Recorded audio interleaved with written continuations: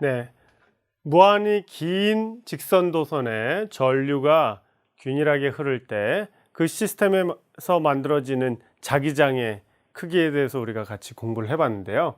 그러면은 전에 배웠던 전기장의 경우하고 비교를 해봅시다. 전기장의 경우에는 정전기 파트에서 뭘 배웠습니까? 자, 어떤 막대기가 있는데 무한히 긴 막대기가 있다고 쳐보세요. 무한히 긴 막대에 전하 분포가 균일한 선전하 밀도를 가지게, 이와 같이 람다라는 것이 선전하 밀도라고 그랬죠. 람다라는 선전하 밀도가 있는데 얘가 상수예요. 균일한 선전하 밀도를 가진다고 했을 때 얘가 만드는 전기장의 세기는 이와 같아요. 2파이 엡실론 제로 R분의 람다로 표현됩니다. 여기서 중요한 게 뭐예요? 그렇죠. 전하 밀도가 분자해 온다. 그리고 엡실론 제로, 이게 뭐였어요? 진공에서의 유전율이죠. 진공의 유전율은 분모에 와요. 근데 어쨌든 간에 이건 뭐하고 비례해요? 그렇죠. R분의 1에 비례하죠. 다시 말해서 R에 반비례한다는 것을 알 수 있어요. R에 반비례한다. 그렇죠? 그러면 지금은 이제 전류를 배워요. 정전류. 정전류는 뭐예요? 그렇죠. 안정적으로 균일하게 흐르는 전류. 직류 전류가 흐르고 있는데 어디에서 흘러요? 그렇죠. 직선 도선에서 흐르네요. 직선 도선이 무한히 긴 직선 도선에 전류 I가 흐를 때 그로 인해서 여기서부터 R만큼 떨어진 위치에서의 자기장은 얼마냐? 여기서부터 R만큼 떨어진 위치에서의 전기장은 얼마냐 하는 문제였어요. 그러면 직각으로 이렇게 돼 있다고 치면, 그렇죠? 이때 자기장의 크기는 어떻냐? 2파이 R분의 뮤 제로 I란 말이에요. 여기서는 소스가 되는 전류가 분자해 오네요. 여기서는 소스가 되는 전하 밀도가 분자해 왔어요. 그리고 여기하고 여기의 차이점이 뭐가 있어요? 예, 여기서는 유전율 엡실론 제로가 분모해 오는데 반해서 여기서는 투자율, 진공에서의 투자율 뮤 제로가 분자해 옵니다. 그래서 여러분들이 이렇게 기억하면 굉장히 좋아요. 전기장 계산하는 데에서 엡실론 제로가 오는 위치가 분자 또는 분모라면 뮤 제로는 그 반대쪽에 위치한다. 여기서 분모에 뮤 제로가 위치하면 이 공식에서는 분자의 뮤 제로가 위치하고 여기서는 엡실론 제로가 위치하고, 서로 분자와 분모의 위치가 뮤 제로와 엡실론 제로의 위치가 서로 반대 위치에 있다. 하나가 분모에 있으면 하나는 그 반대의 위치인 분자에 있고, 하나가 분자에 있으면 나머지는 분모에 있고, 이와 같은 관계를 유지한다는 것을 기억해 두세요. 어쨌든 간에 두 개의 공통점은 어때요? 거리의 역수에 비례한다는 거죠. 그죠? R에 역시 이것도 반비례하네요. 그렇죠? 그래서 여러분들이 이와 같이 생각하면 되겠어요. 아까 그 1강에서도 얘기를 했지만 전기장과 자기장을 쿨롱의 법칙에서 계산했을 때 어떤 관계가 있었어요? 점전화가 만드는 전기장은 R 제곱분의 1에 비례하는 형태의 전기장을 만들어요. 그러면 비오사바로 법칙에서는 뭘 얘기를 했죠? 그렇죠. 도선이 있을 때 도선에서 아주 작은 미소한 길이의 도선의 일부가 만들어내는 자기장을 dB라고 얘기하면 그것 역시 어때요? 그 dB라는 아주 작은 도선의 세그먼트로부터 R만큼 떨어진 위치에서의 자기장의 크기는 여전히 R 제곱분의 1에 비례하는 형태를 띄었어요. 그렇죠? 그런데 그거는 이제 거의 작은 세그먼트니까 0차원이라고 볼 수 있죠. 근데 1차원일 경우에는 0차원에 비해서 어때요? 한번 적분을 하는 거와 마찬가지이기 때문에 이 경우나 R분의 1에 비례하는 또는 R에 반비례하는 형태의 전기장과 자기장을 가진다는 것을 알 수가 있겠네요. 그래서 이 두 가지가 서로 대조되는 것이기 때문에, 비교되는 것이기 때문에 여러분들이 잘 기억을 해 놓기 바랍니다. 아시겠죠? 자, 이번에는 우리 두 개의 평행한 도선에 대해서 얘기를 해봅시다. 이건 아마 여러분들 고등학교 물리 2에서 배웠을 것 같은데, 두 개의 평행한 도선이 있는데 그 평행한 도선의 전류가 각각 이쪽에는 I1이라는 전류가 흐르고 이쪽에는 I2라는 전류가 흘러요. 그리고 두 도선, 평행 도선은 D만큼 떨어져 있는 상태예요. 평행하게 D만큼 떨어져 있는 이와 같은데, 한쪽에서는 전류가 I1이 흐르고 다른 한쪽에서는 I2가 흐른다고 했어요. 그러면 봅시다. 우리 지난 시간에 뭘 배웠어요? 직선 도선이 있는데 그게 주변에 있는 자기장에 의해서 어떤 힘을 받느냐 하는 것을 배웠죠. 그 공식이 어떤 공식이었어요? 바로 이와 같은 공식이었어요. 그렇죠?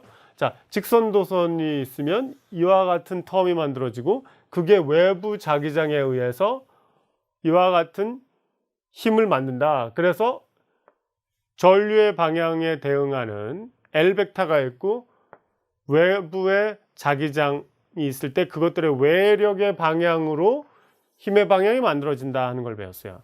그러면 이 도선을 생각하면 이 도선이 있을 때 이 도선은 자기장이 주변에 있죠. 무엇이 만드는 자기장이에요? 그렇죠. 이 평행한 도선 I2가 흐르는 도선에 의해서 만들어지는 자기장이 있을 거예요. 그러면 이 자기장은 어떤 방향이에요? 그렇죠. 이렇게 감으니까, 그렇죠. 이렇게 감으니까 지금 엄지손가락이 전류의 방향이에요. 그럴 때 자기장의 방향은 어떻게 돼요? 이렇게 감으면 이쪽에서는 나오는 방향이죠. 그렇죠? 그래서 지금 칠판을 뚫고 나오는 방향으로 자기장이 생겨요.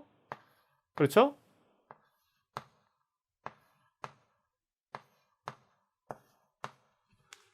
그러면 자기장이 지금 I2가 만드는 자기장이 여기 생기는데 얘는 I2가 만들었으니까 B2라는 이름의 자기장이 만들어졌다고 칩시다. 그러면 이 B2라는 자기장이 요 도선의 I1이라는 전류가 흐르는 도선에 만드는 힘이 바로 자기력이 되겠죠. 그렇죠? 그러면 이와 같은 공식을 그대로 적용하면 요 B2는 아까 말한 것 같이 이 공식에 의해서 이루어지니까 공식이 어떻게 돼요? B2에다가 거리가 얼마예요? 여기서부터 여기까지의 거리가 D니까 R에다가 D를 집어넣은 것을 여기다가 그대로 대입하면, 그렇죠? 그대로 대입하면 결과적으로 뭐예요? F는 I1 곱하기 L 곱하기 2파이 D분의 뮤0 I2가 돼요. 그렇죠? 그러면 그 얘기는 뭐냐면 결과적으로 두 직류 도선이 평행하게 있기 때문에 단위 길이당 힘이라는 것을 고려하면 되겠다 하는 거예요. 단위 길이당 힘을 고려하면 그 값은 결과적으로 뭐냐? 두 직선 도선의 거리에 반비례하고 두 전류량에 곱에 비례한다라는 것을 알 수 있어요. 그렇죠? 그러면 반대로 얘한테는 I2가 흐르는 도선한테는 어떤 힘이 생겨요? 그렇죠. 이번에는 공식을 이와 같이 쓰면 되죠. I2가 흐르는 도선에 이번에는 전류 I1이 만드는 자기장이니까 요거를 B1이라고 쓰면 되겠죠. 이걸 가지고 만든다고 쳐도 결과적으로 공식은 어떻게 돼요? 공식은 직각방향이기 때문에, 그렇죠?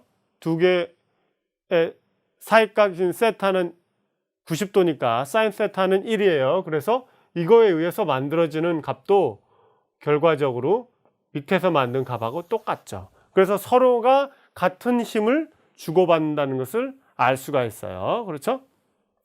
그러면 서로 평행할 때는 무슨 힘을 받고, 그죠? 서로 반대 방향할 때는 무슨 힘을 받는지 여러분들 고등학교 때 배웠죠? 그렇죠? 만약에 이쪽에서는 I1이 이 방향으로 흐르는데 I2는 이 방향으로 흐른다. 그러면은 어떤 힘을 받아요?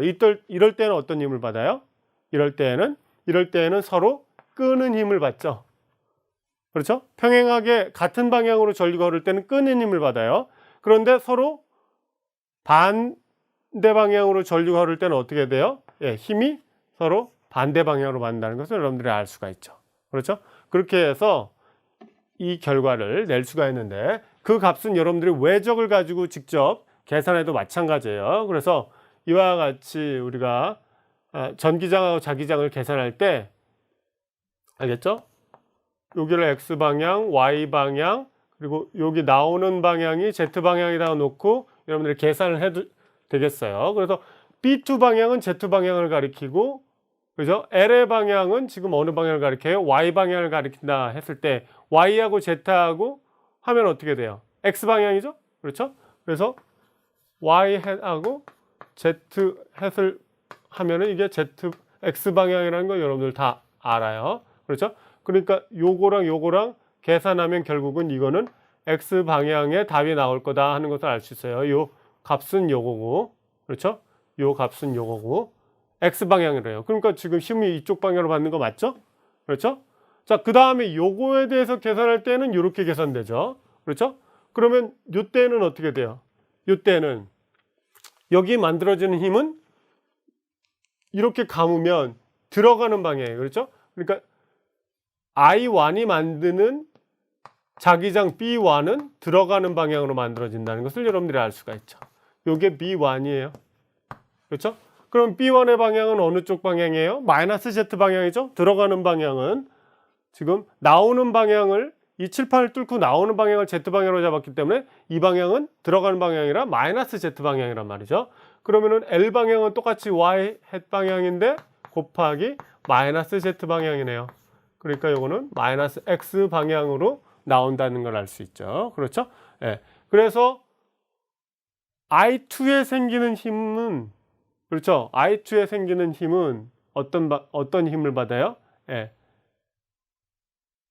I2 여기에 생기는 힘은 마이너스 X 방향으로 받아서 이쪽으로 된 거 맞죠? 그러니까 서로가 당기는 힘을 가진다는 걸 알 수 있어요. 이 경우에는 서로 부호가 반대가 되고 하기 때문에 이 경우에는 서로 미는 방향으로 작용한다는 것을 볼 수가 있겠습니다. 여러분들이 계산을 직접 해보면 되겠어요. 그래서 별거 없어요.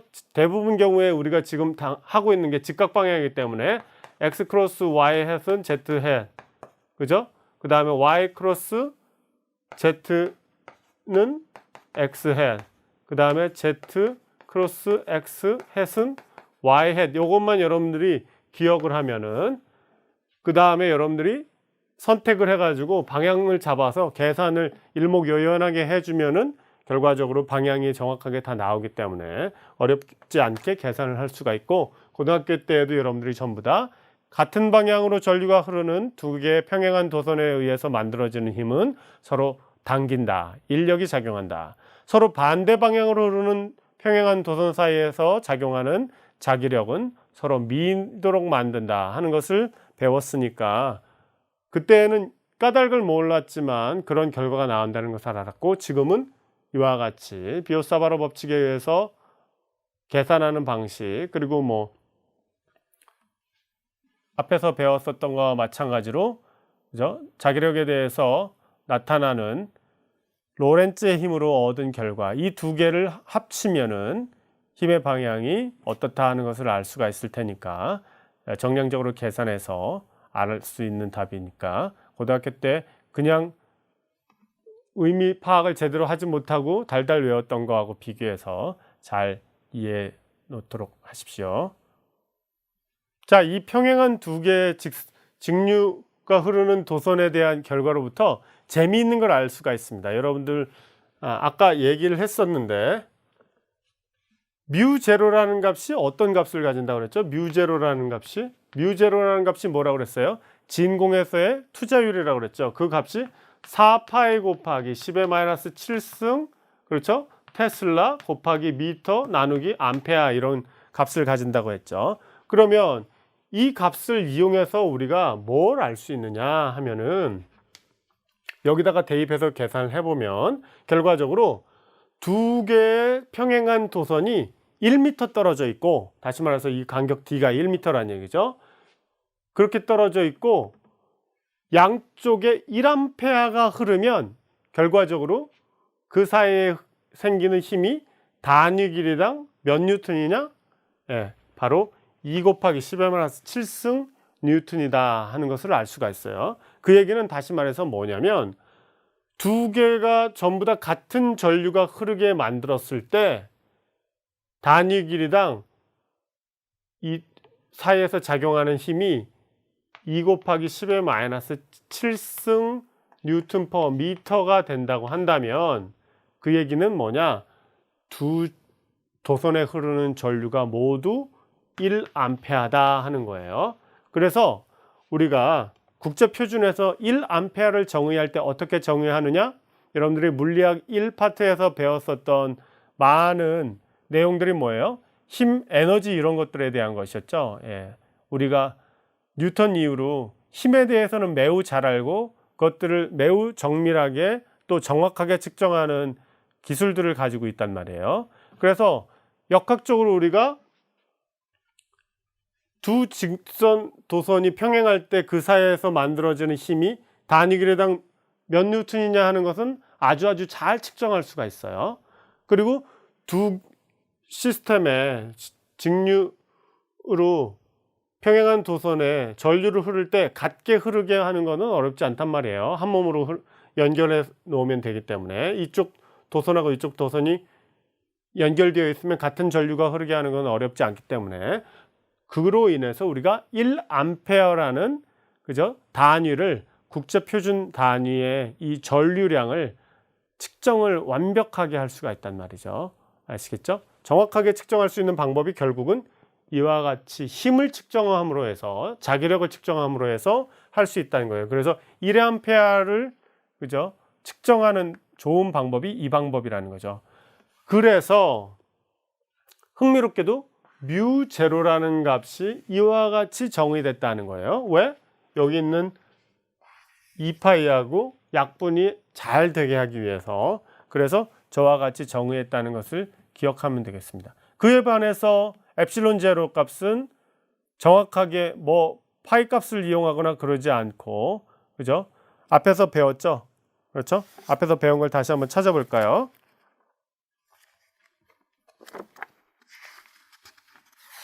엡실론 제로 값이 얼마죠?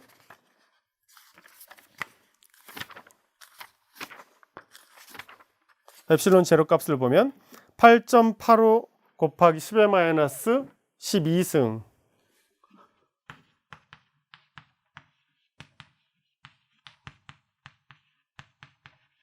등 제곱 쿨롱 나누기 뉴턴 곱하기 제곱미터네요. 이와 같은 값을 가져요. 그럼 이쪽에 비해서는 굉장히 이상한 값을 팩터로 가지고 있죠. 예, 이와 같은 값을 팩터로 가지게 된 이유가 사실은 있어요. 왜 그러냐? 그것은 이러한 이유 때문인데 여러분들이 이제 나중에 전자기파를 배우는데 나올 텐데 제가 미리 얘기를 하고 지나가겠습니다. 그 이유는 뭐냐면 여러분들이 이걸 계산을 해보세요. 엡실론 제로하고 뮤 제로를 곱한 다음에 루트를 씌워서 1로 나누면 이게 2.998 곱하기 10의 8승 미터 퍼 세크가 나옵니다. 어디서 많이 봤죠? 이게 뭡니까? 이게 그렇죠. 진공에서의 빛의 속도죠. 광속이죠. 빛의 속력이 바로 요 값이란 말이죠. 근데 그 값이 이와 같이 돼요. 그렇죠? 그런데 여러분들 들어봤겠지만 국제표준 단위에서 빛의 속력은 우리가 측정을 하지 않고 이제 정의를 합니다. 어떤 값을 정의를 해요. 여러분들 길게 숫자가 나와 있는데 제가 여기까지 끄는 거죠. 소수점 아래 셋째 자리까지 끊었는데 빛의 속력을 정의를 하고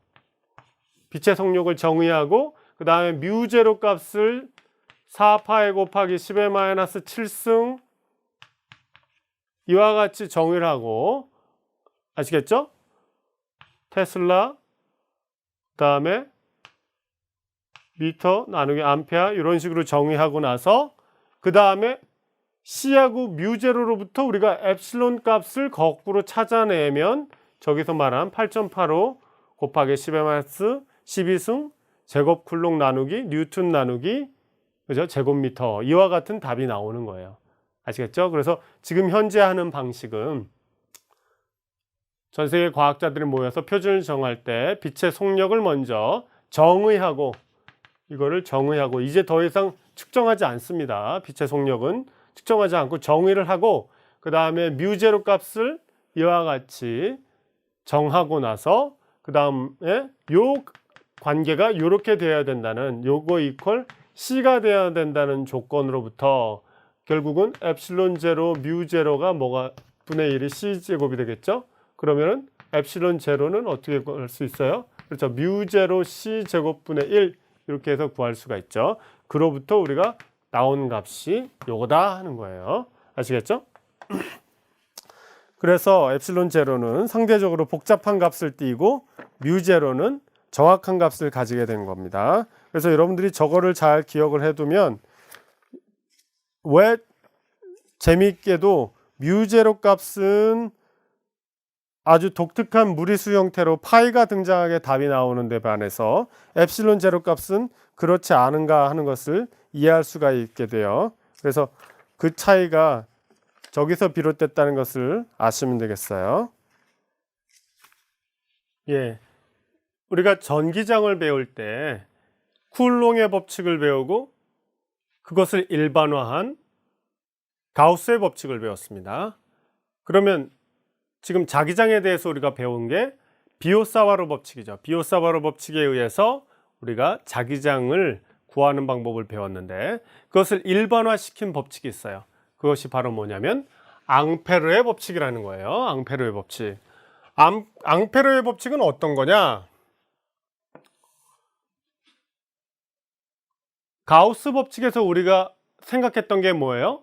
3차원 세상에서 어떤 공간이 있을 때, 그죠? 이게 이제 전하가 여기 있다고 보면은 전하를 둘러싼 어떤 가상의 폐곡면을 생각했죠.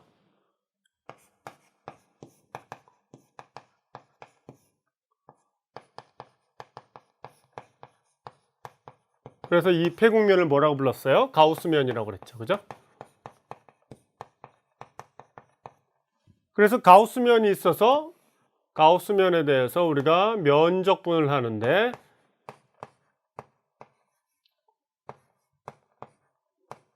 이게 어떤 값을 가졌어요? 그렇죠. 요 가우스면 내부에 있는 전하의 알짜 전하를 가졌어요. 그렇죠. 네차지를 가졌어요. 이게 가우스 법칙이에요. 그렇죠. 가우스 법칙. 이 가우스 법칙하고 앙페르 법칙하고 비교해서 공부를 할 필요가 있겠어요. 어떻게 비교하면 되냐면 여기서는 3차원 세상에서 가상의 폐곡면을 잡아서 내부와 외부로 갈랐는데 여기서는 뭘 생각하냐면 이게 이제 도선이라고 쳐봐요.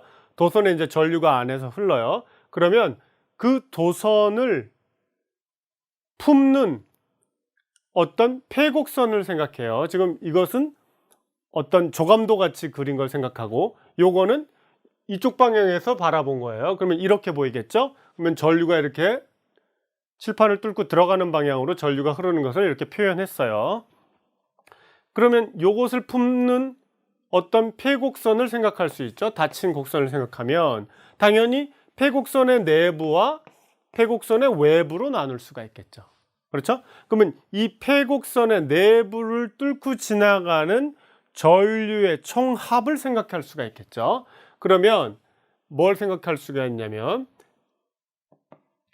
이 전류에 의해서 만들어지는 자기장하고 요 폐곡선으로 만들어지는 어떤 선을 따라서 가는 우리가 뭘 생각할 수 있어요? 그렇죠.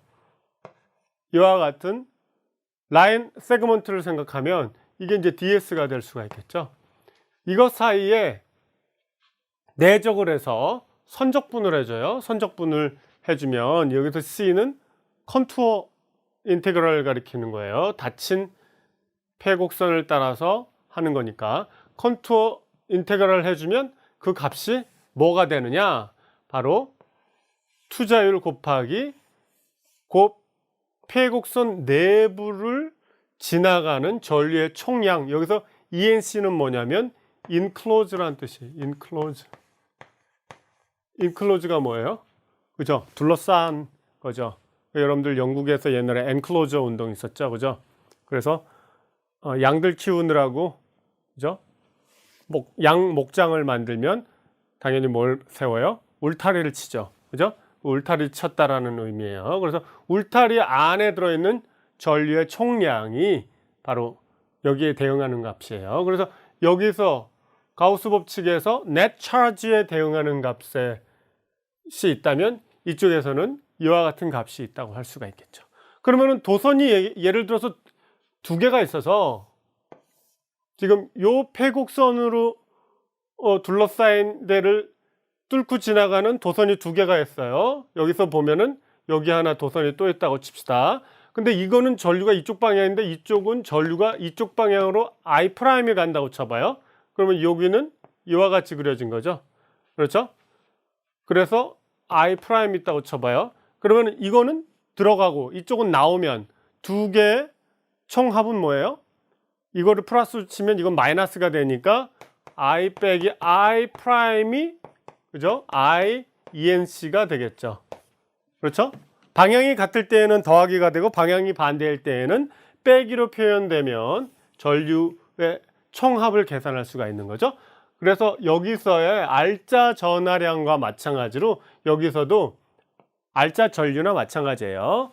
지금 내가 관심을 갖고 있는 어떤 공간상에 이와 같이 닫힌 곡선을 만들었을 때 그 닫힌 곡선의 내부에 여러 개의 도선이 있고 거기에 전류가 지나간다고 치면 그 전류들의 방향까지 고려해서 그죠? 총합을 계산하면 그것이 IENC에 대응하는 값이 되겠어요. 아시겠죠? 자, 그렇게 해서 앙페르의 법칙을 적용할 수가 있는데 여기서도 마찬가지로 이와 같은 공식이 맞다라는 것은 늘 맞는데 대칭성이 매우 높은 그죠? 원기둥 대칭성이라던가 구대칭성이라던가 이런 것을 갖는 경우에 이와 같은 공식으로부터 무엇을 얻을 수 있다고요? 그렇죠. B필드 자체를 얻을 수 있단 말이죠. B필드가 어떻게 생겼는지 앙페르 법칙으로부터 구할 수가 있어요. 이것은 마치 가우스 법칙으로부터 대칭성이 매우 높은 그런 시스템에 대해서 전기장을 직접 구할 수 있는 것과 마찬가지죠. 그렇죠? 여러분들 쿨롱의 법칙을 이용해서 임의의 전하 분포가 있으면 그로부터 그 전하 분포가 만들어내는 전기장을 그죠? 쿨롱의 법칙을 적분형으로 표현해서 계산한 방식으로 전기장을 당연히 구할 수 있죠. 하지만 적분으로 구하려고 그러면 적분이 복잡하거나 하면은 그죠? 까다로운 면이 있는데 대칭성이 매우 높은 경우에는 아주 쉽게 이로부터 전기장을 얻어낼 수가 있었단 말이에요. 여러분들 잘 기억을 하겠죠. 근데 앙페르의 법칙으로 마찬가지로 비오사바로 법칙을 이용하면은 적분형을 이용해 가지고 비오사바로 법칙으로부터 자기장을 계산할 수가 있는데 앙페르 법칙을 이용하면 대칭성이 매우 높은 시스템에 대해서는 아주 간단하게 자기장의 모양이 어떻게 생겨야 되는 건가를 알아낼 수가 있습니다. 그래서 앙페르 법칙이 매우 적절하게 대칭성이 높은 시스템에 대해서 적용돼서 자기장을 얻는 데 쓸 수가 있어요. 그러면 우리가 무한히 긴 직선 도선에 대해서 한번 생각을 해봅시다. 무한히 긴 직선 도선 언제 풀었어요? 그렇죠. 좀 전에 비오사바로 법칙에 대해서 계산할 때 사용해 봤죠. 그러면 비오사바로 법칙으로 구한 값하고 앙페르 법칙으로 구한 값은 당연히 같은 답을 내야 되겠어요. 무한히 긴 직선 도선에 직류 전류가 흐를 때 그것이 만드는 자기장이 어떻게 되나 봅시다. 자, 우리가 이와 같이 원기둥 형태의 도선이 있고 거기에 전류 밀도 J가 균일한 그런 전류가 흐른다고 봅시다. 그러니까 J 값이 상수예요. 그런 것이 원기둥 형태의 도선에 흐르고 있어요. 그러면 도선 주변에 우리가 뭘 잡을 수 있어요? 그렇죠. 여기서 말한 폐곡선을 잡을 수 있어요. 물론 폐곡선은 임의의 폐곡선을 잡아도 늘 앙페르 법칙은 성립해요. 근데 우리가 지금 구하려고 하는 게 뭐예요? 그렇죠. 요 원기둥이 도선이 있으면 원기둥 도선에 그죠? 축이 있겠죠. 축으로부터 R만큼 떨어진 위치에서의 자기장을 구하고 싶다는 거예요. 그러면 그 자기장은 당연히 R의 함수꼴로 나타나겠죠. 얘가 어떻게 생겼는지 우리가 구하고 싶은 거예요. 그러면 우리가 굉장히 괴물 같은 패곡선을 잡아야 될 이유가 없죠. 대칭성이 있게 R만큼 떨어진 위치에서의 자기장이 다 같을 거 아니에요. 대칭성이 있으니까. 그러면 당연히 뭘로 잡아야 돼요? 패곡선을 원으로 잡아야겠죠. 원으로 잡았어요. 원의 중심은 어디에 있어요? 당연히 이 원기둥의 축 위에 원의 중심이 있겠죠. 그래서 이 원기둥을 단면이 그대로 드러나게, 원으로 드러나게 하는 그와 같은 패곡선을 원으로 잡았다고 칩시다.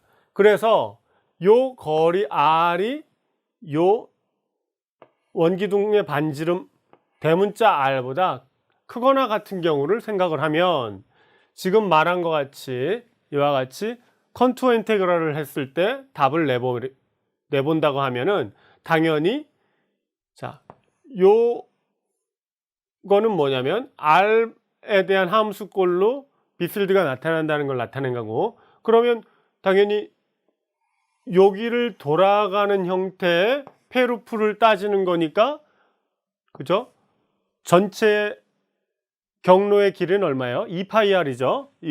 내가 상정한 패곡선이 원이니까 전체 길이는 원주의 길이니까 2파이r이에요. 그거 두 개를 곱했을 때 그 값이 뭐가 나와야 돼요? 그렇죠. 뮤제로 i가 나와야죠. 전체 전류가 나와야 된단 말이에요. 그러니까 그로부터 우리는 BR을 구할 수가 있죠. 2파이r을 나누면 이렇게 구해요. 그러면 이 값은 어떤 값하고 같아요? 비오사바로 법칙을 이용해서 계산했을 때 무한히 긴 도선에 대해서 계산하면 2파이r분의 뮤제로 i가 나온다는 거 여러분들 다 같이 해봤죠. 그래서 이와 같은 답이 나오는데 적분을 할 때에는 복잡하게 계산을 했었죠. 그렇죠? 근데 무한히 긴 도선이라는 이유 때문에 원기둥 대칭성을 가지고 있으니까 이와 같이 쉬운 방법으로 앙페르 법칙에 의해서 자기장의 크기를 계산할 수 있단 말이에요. 그러면 이번에는 뭘 또 생각을 해보느냐,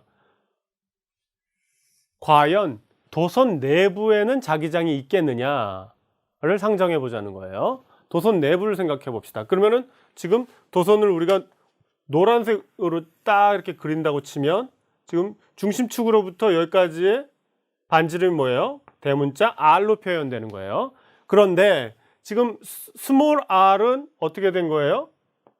대문자 R보다 작은 패곡선을 상정한 거죠. 원 형태로. 그래서 요거는 R이 대문자 R보다 작은 경우예요. 그렇죠? 작은 경우예요. 그러면 여기 주변에 다 같은 크기의 자기장이 생길 거 아니에요? 원기둥 대칭성을 갖고 있으니까. 그걸 이제 B 오브 R이라고 친다면, 그죠? 그 값을 어떻게 계산할 수 있느냐? 똑같이 앙페르의 법칙으로 계산을 할 수 있으면 여기까지는 같아요. 그렇죠?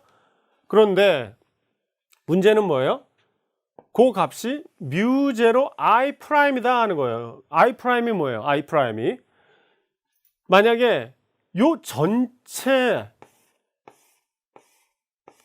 단면적을 지나는 전류라고 치면은 그 값은 대문자 I예요. 그렇죠? 그런데 지금 우리가 관심 있는 건 뭐예요? 요 패곡선 내부의 전류만 따져야 돼요. 여기만 따져야 돼요. 그렇죠? 그러면 거기는 당연히 I 프라임으로 놔야 되겠죠? 그렇죠? 근데 제가 처음에 뭐라고 그랬죠? 전류 밀도가 균일하다고 그랬어요. 전류 밀도가 균일하다는 건 무슨 의미예요? 전류 밀도가 균일하다는 의미는 J 값이 균일하다는 거죠. J는 뭐라고 그랬어요? J는 단면적을 전류로 나눈 값이에요. 그죠? 그러면은 단면적이 얼마예요? 파이 R 제곱, 대문자 R 제곱으로 표현되는 게 J예요. 그러면 요 내부에도 J 값은 다 균일한 값을 갖죠. 그러면 그 값은 뭐겠어요? 당연히 거기에 흐르는 전류를 I'이라고 상정한다면 그 내부에 생기는 단면적은 파이 스몰 R 제곱이죠. 그렇죠? 그러면 I'하고 I하고 관계식이 나오죠. 이게 뭐예요? 파이 대문자 R 제곱분의 파이 소문자 R 제곱 곱하기 I가 되죠. 그렇죠? 그러니까 여기 I'에다가 요 값을 그대로 넣어주면 파이하고 파이는 약분되니까 결과적으로 요와 같은 답이 되겠네요. 그래서 B 오브 R을 계산하면 어떻게 돼요? 2파이 대문자 R 제곱분의 뮤 제로 I 곱하기 스몰 r이에요. 그러면 어떻게 돼요? 스몰 r이 대문자 r보다 한참 큰 영역에서, 그러니까 요 도선보다 한참 먼 영역에서는 얘는 뭐에 비례해요? r분의 1에 비례해요. r분의 1에 비례하는데,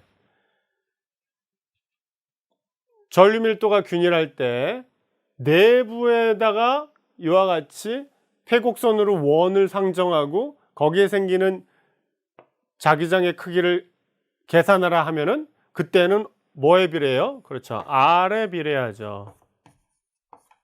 R에 비례해요. 그러면 우리가 그림을 그려본다고 하면 여기 제가 미리 그려놓은 바와 같이 이와 같이 생긴다 하는 것을 알 수가 있죠. 그래서 관심을 갖는 게 바로 아까도 얘기했지만 도선의 반지름 대문자 R이에요. 대문자 R보다 작은 영역에서는 어떻다고요? 직선형이에요. 그렇죠?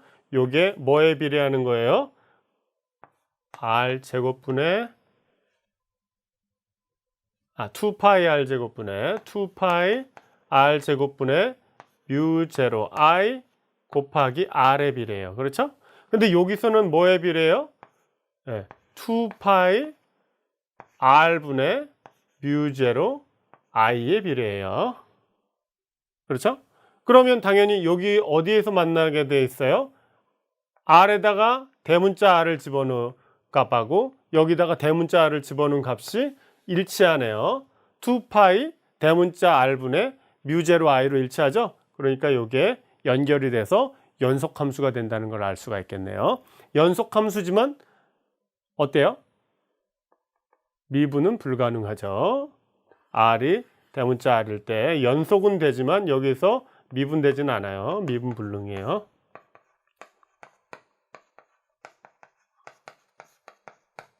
아시겠죠? 그래서 자기장이 내부에서는 거리에 비례하고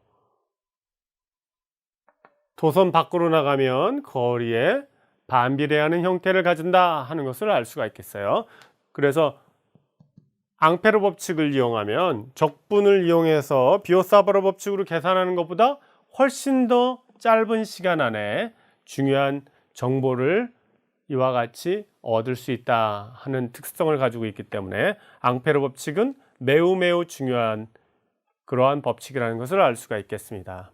그래서 다시 한번 강조를 하면 임의의 폐곡선에 대해서 항상 앙페르 법칙은 성립하고 그 시스템이 매우 대칭성을 높은 대칭성을 갖고 있는 시스템이라고 한다면 저 공식으로부터 자기장 B를 직접 구할 수 있다 하는 것이고, 그것은 전기장에 대해서 가우스 법칙이 가지는 성질과 똑같다 하는 거예요. 단지 가우스 법칙에서는 뭘 고려해야 된다? 폐곡면, 가상의 폐곡면을 고려하고 앙페르 법칙에서는 가상의 폐곡선을 생각한다라는 것이 차이점이고, 그 안에 들어가는 전하량의 총합이 알짜 전하량으로 표현된다라는 것이 가우스 법칙에서 등장하는데, 이때는 폐곡선이 둘러싸고 있는 그 내부 면을 뚫고 지나가는 전류의 알짜 값이다 하는 거예요. 그러니까 거기를 뚫고 지나가는 도선이 여러 개가 있으면 그 도선에 흐르는 전류의 방향이 다 제각각이면 그 전류의 방향을 다 따져서 우리가 네트의 전류를 얻을 수 있겠죠. 알짜 전류량을 얻을 수 있겠죠. 그것이 바로 우리가 관심을 가지고 있는 여기 우변에 써주는 IENC에 대응하는 결과다 하는 것을 여러분들이 절대 잊으면 안 되겠습니다. 그렇지 않으면 엉뚱한 결과를 얻을 수가 있어요. 그로부터 우리가 지금 보는 바와 같이 도선의 내부에서는 자기장이 어떻게 생기느냐도 계산할 수 있었어요. 아시겠죠? 그때 전류값은 전체 전류값을 I라고 했을 때, 전체 R로 만들어지는 전류값이 있을 때 그 대문자 R보다 작은 폐곡선 원을 그어서 그걸 스몰 r이라고 했을 때 전류 밀도가 균일하다고 하다면 뭘 가지고 했다고요? 전류 밀도가 균일하다고 하면 파이 R 제곱분의 전체 전류량 I가 있다고 하면 이 작은 단면적을 지나가는 전류를 I'이라고 했을 때는 파이 R 제곱이라는 관계식이 성립해야 된다. 그래서 I'과 I하고의 관계식이 대문자 R제곱과 소문자 R제곱과의 관계식으로 표현된다 하는 것을 다시 한번 기억해 두기 바랍니다. 그래서 요 공식에서 IENC가 가리키는 게 무엇인가를 정확하게 여러분들이 기억을 하면 그 밖에 여러 가지 문제들을 쉽게 풀 수 있을 겁니다.